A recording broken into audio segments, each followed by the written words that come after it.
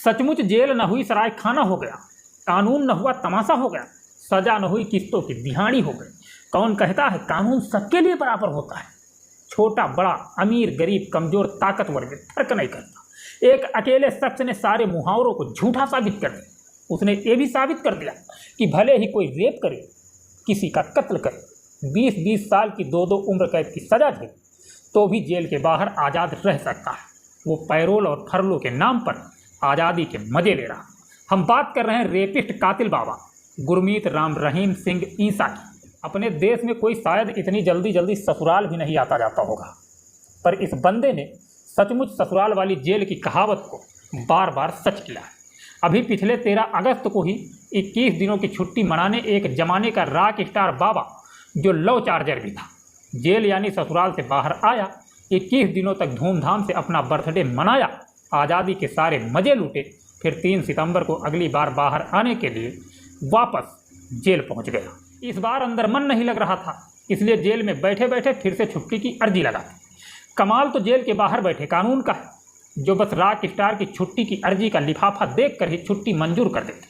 अंदर के मजमून को पढ़ने की जरूरत ही नहीं पड़ती। जी हाँ, महज 3 हफ्ते के अंदर अंदर एक बार फिर से लव चार्जर चार्ज होने के लिए ससुराल से बाहर आ रहे। अब तो इत्तेफाक पर भी शक होने लगा, पर इत्तेफाक ये है कि हरियाणा में फिर से चुनाव है।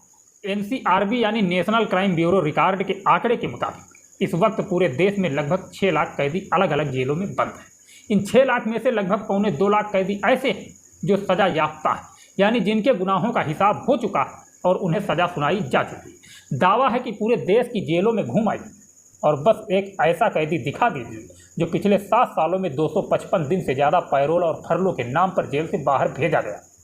सरतिया गुरमीत राम रहीम सिंह इंसा के अलावा दूसरा नाम ढूंढने से आपको कहीं नहीं मिलेगा। अब सवाल यह है कि देश की जेलों में बड़े बड़े तोप और पहुंच वाले कैदी भी बंद हैं, तो फिर गुरमीत राम रहीम के ऊपर ही पैरोल और फरलों की कृपा क्यों? तो याद रखिए, गुरमीत का बलात्कारी और कातिल चेहरा सामने आने से पहले एक चेहरा वो भी था जिसे बाबा नाम दिया गया था, और उस बाबा के चरणों और दरबार में बड़े बड़े धुरंधर माथा टेकने और हाजिरी लगाने आते थे। तब बाबा का आशीर्वाद बरसता था। अब उसी बाबा को वही आशीर्वाद रिटर्न गिफ्ट में मिल रहा है। वैसे अगर देखा जाए तो ये रिटर्न गिफ्ट तब ज़्यादा मिलता है जब चुनावी मौसम आता है, और अपने यहाँ तो हर मौसम चुनावी मौसम होता है। कभी निगम चुनाव, कभी पंचायत चुनाव, कभी विधानसभा चुनाव, कभी लोकसभा चुनाव, यहाँ तक कि उपचुनाव। और ये इत्तेफाक नहीं बल्कि हकीकत है कि बस कुछ ही वक्त बाद उसी हरियाणा में विधानसभा चुनाव होने जा रहा है, जिस हरियाणा में बाबा के आशीर्वाद का सबसे ज़्यादा असर है।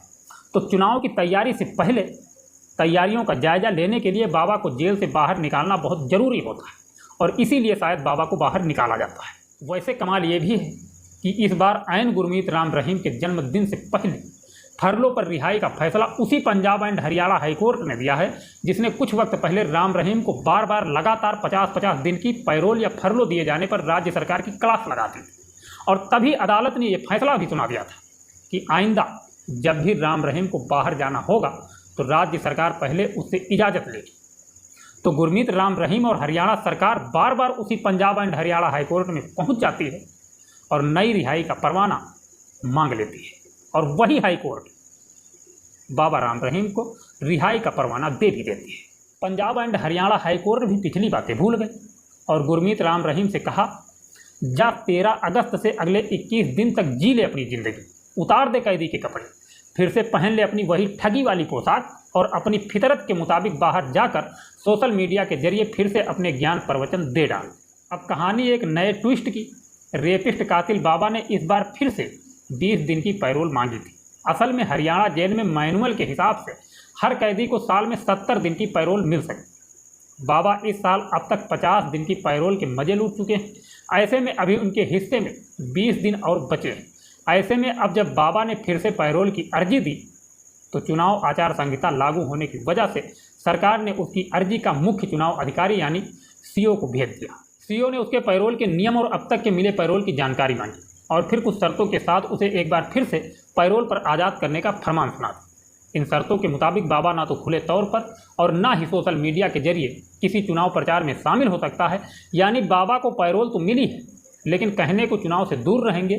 सोशल मीडिया के इस ज़माने में बाबा को अपना इशारा अपने भक्तों तक पहुंचाने में कितनी मुश्किल होगी और कितनी नहीं, ये कोई भी आसानी से समझ सकता है। बहुत मुमकिन है कि बाबा इस बार बाहर आने के बाद फिर से यूपी के बागपत में मौजूद बरवाला आश्रम में ही अपना डेरा जमाएंगे। बाबा उसी आश्रम में फिर से ज्ञान देगा, प्रवचन देगा, चुनावी रणनीति बनाएगा। चोरी चोरी चुपके चुपके तमाम नेता और अफसर मिलने आएंगे, क्योंकि भले ही गुरमीत राम रहीम एक बलात्कारी और कातिल है, पर हरियाणा की राजनीति कर रहे राजनेताओं को अब भी उसके अंदर से लहू की जगह ओट की बू आती है। सुनरिया और बरवाला आश्रम से सीधे अब बात करते हैं राजस्थान के जोधपुर की। उसी जोधपुर की सेंट्रल जेल में अगस्त 2013 से अब तक यानी पिछले 11 सालों से एक और कलंकित बाबा आसाराम रेप के इल्ज़ाम में उम्र कैद की सज़ा काट रहा है। आसाराम की पहुंच भी कुछ कम नहीं थी। शायद ही देश का ऐसा कोई नेता हो जिसने कभी आसाराम के दर पर सर न झुकाया, लेकिन उसका नसीब गुरमीत राम रहीम जैसा नहीं निकला। शायद वजह यह हो सकती है कि आसाराम ने भक्त तो बनाए, वोट बैंक नहीं बना पाए। नतीजा ये कि जहां गुरमीत राम रहीम 7 साल में 13 किस्तों में 255 दिनों से ज़्यादा पैरोल और फरलों के नाम पर आज़ादी काट चुका है, वहीं गुरमीत राम रहीम से कहीं ज़्यादा बुजुर्ग और कहीं ज़्यादा बीमार आसाराम 11 सालों की कैद के बाद पहली बार अगस्त के महीने में ही 7 दिनों के लिए पैरोल पर बाहर आया था, वो भी इलाज के नाम पर। और ये बात अलग है कि ये पैरोल बाद में 7 दिनों के लिए बढ़ा दी गई, लेकिन अब आसाराम 14 दिनों की कस्टडी पैरोल के बाद एक बार फिर से जेल के अंदर जा चुका है। यानी कायदे से फिर देश के बाकी कैदियों से राम रहीम की तुलना एक बेईमानी है। बाबा के नाम पर कलंक इस राम रहीम को 2 लड़कियों के बलात्कार और एक पत्रकार के कत्ल के इल्ज़ाम में सितंबर 2017 में 20-20 साल की 2-2 उम्र कैद की सज़ा हुई, लेकिन जेल में 7 साल के बाद भी वो आज़ादी के मज़े ले रहा है। वो पैरोल और फरलों का जमकर इस्तेमाल कर रहा है, जिसका अंदाज़ा आप इस लिस्ट को सुनकर लगा सकते हैं।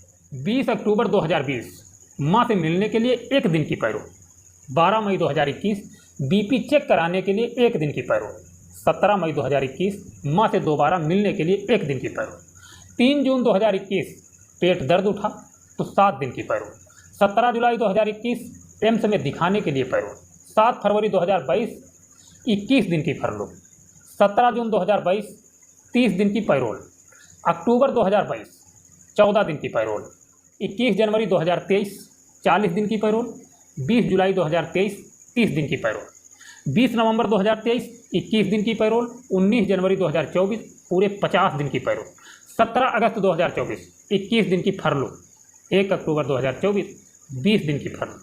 मिलते हैं नेक्स्ट वीडियो। जय हिंद, जय भारत।